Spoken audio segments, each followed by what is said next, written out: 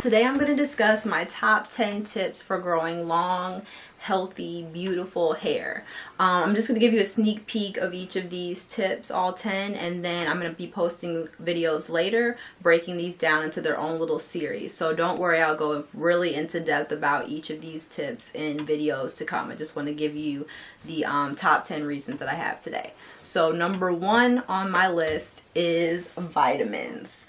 I have taken all different types of brands of vitamins, vitamin regimens, so don't worry, I'll be going into product reviews and speaking about each of the vitamins that I've taken. But I do believe it's extremely important to take vitamins. Your hair needs nutrients, your body needs nutrients, so it's important that you're nourishing your hair from the inside out. So every day I take a minimum of at least 2 vitamins, so that is very important. These I got from Whole Foods, and I'll be going into depth later, but some type of hair or multivitamin.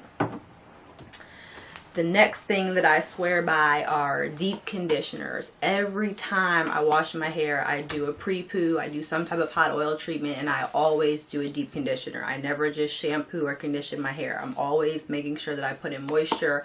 I'm always making sure that I use some type of deep conditioning treatment. And these can go from high to low ends, from really do-it-yourself at home inexpensive treatments to more expensive ones. I'll be going into depth about that, but you need to deep condition. The next thing is using natural hair oils. This is my best friend. We go way back.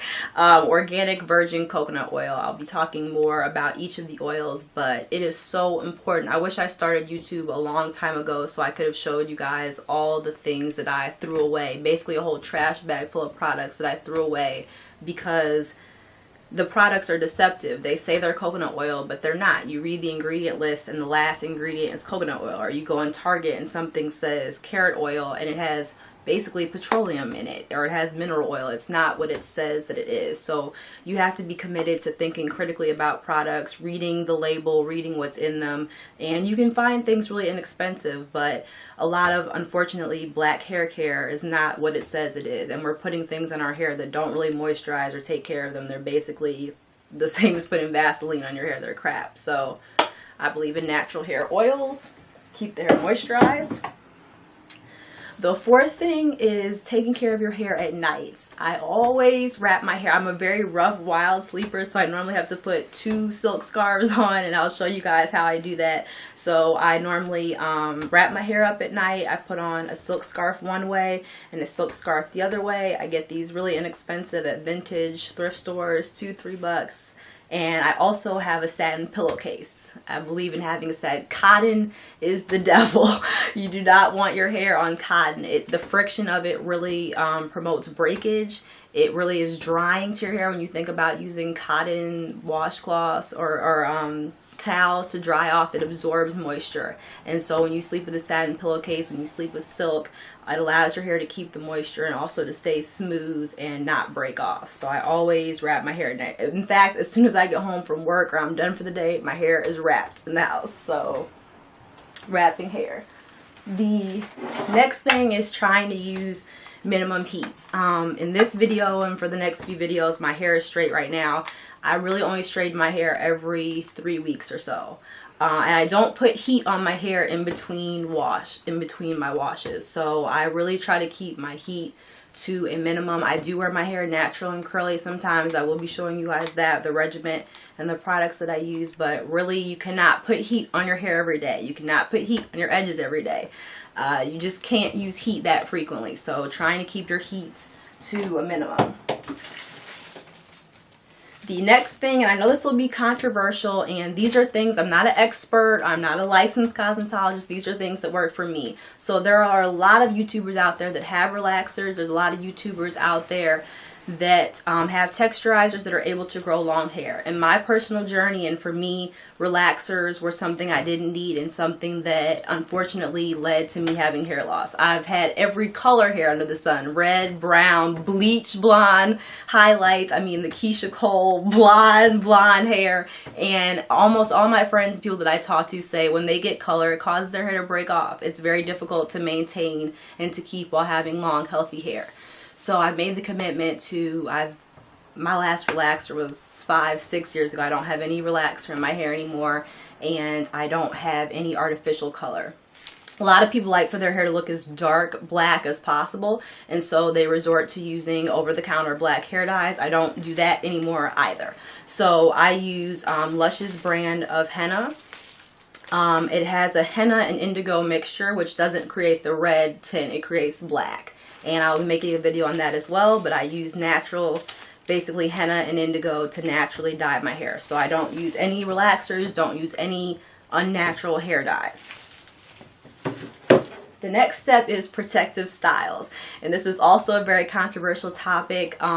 For 2 years I wore my hair in sew-ins. I wore hair extensions, and that's how I basically got a good starter length that I was comfortable with for me to start wearing my hair out. So for me, that was my kind of go-to protective style. But whether yours are buns, whether yours are braids, whether it's twist outs, twists, whatever it is, have some type of protective style in which your hair is able to relax and rest and not be constantly manipulated or constantly exposed to heat.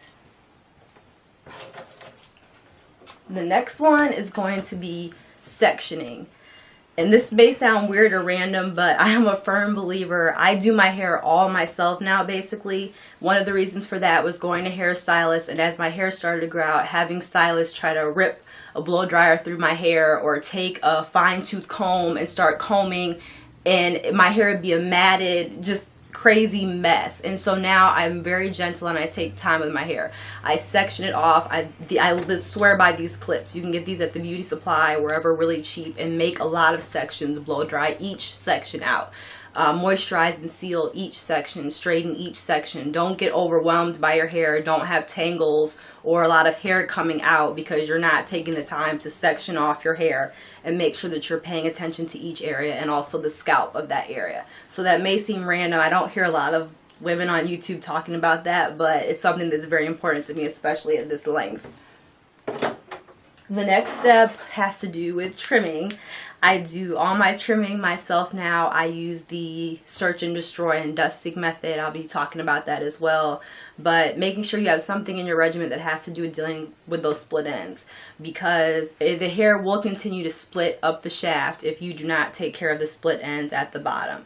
But at the same time, you have to understand that your hair only can grow from the root. That's where it's growing from. So making sure you're taking care of that, and making sure you're taking care of this hair on the end that's been with you for sometimes years and is possibly gone through a lot and needs to be trimmed.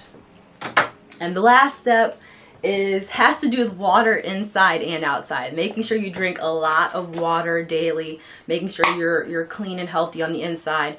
But also, living in DC, the water here is really hard and really harsh. So you want to make sure, if you're living in a city or you're living in an urban environment where the water isn't high quality, or you often don't drink the tap water, a lot of times it can break down your hair as well. So you can go to Home Depot and get a shower head that will kind of purify and filter the water, just like a Brita water pitcher does for your drinking water.